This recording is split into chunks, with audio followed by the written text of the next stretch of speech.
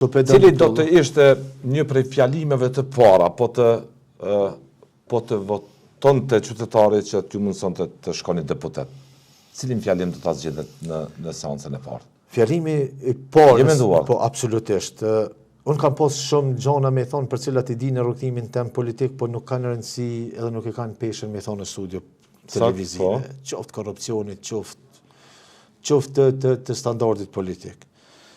Fjala eme por edhe, si me thonë, parim në këtë teren të polarizuar ka shumë, ka pas me kanë edhe e kam pas mendu, se jemi popull i vogël për armiqësi të mëdha.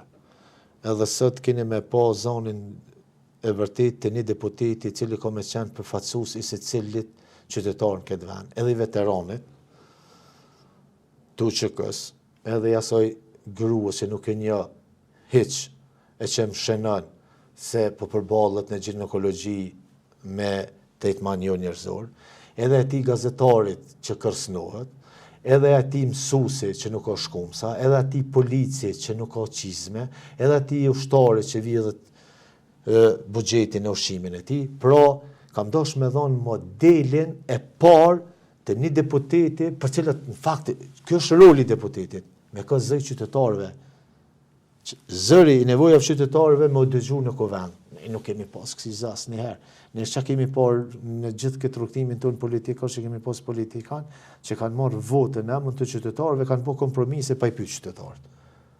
Pra, kemi pas politikan që kanë, edhe kemi politikan që premtojnë rritje të vendit punës, ne kemi zvogëlim të rritje, që hapin biznese, ne kemi mbyllet biznese, që kemi çmimet energjisë të përballueshme, që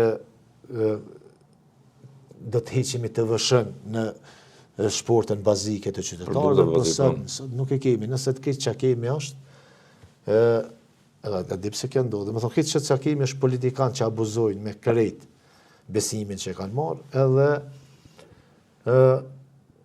kemi qytetarë që e kjo është dami më i madh që është të i bon kësaj shoqënie, edhe këtu me qëllim ka investu politika, që qytetarin me bon përgjithësi vetëm në ditën e votimit. Pra, qytetari çfarë mendon që bën nga 7 mëngjesit deri në 7 mbrëmje. Absolutisht, vetëm atë ditë. Edhe jo, nuk është 7 mëngjes, po është në ora 12, me qit votën, o ti mendon që ke obligimin qytetarit. Jo.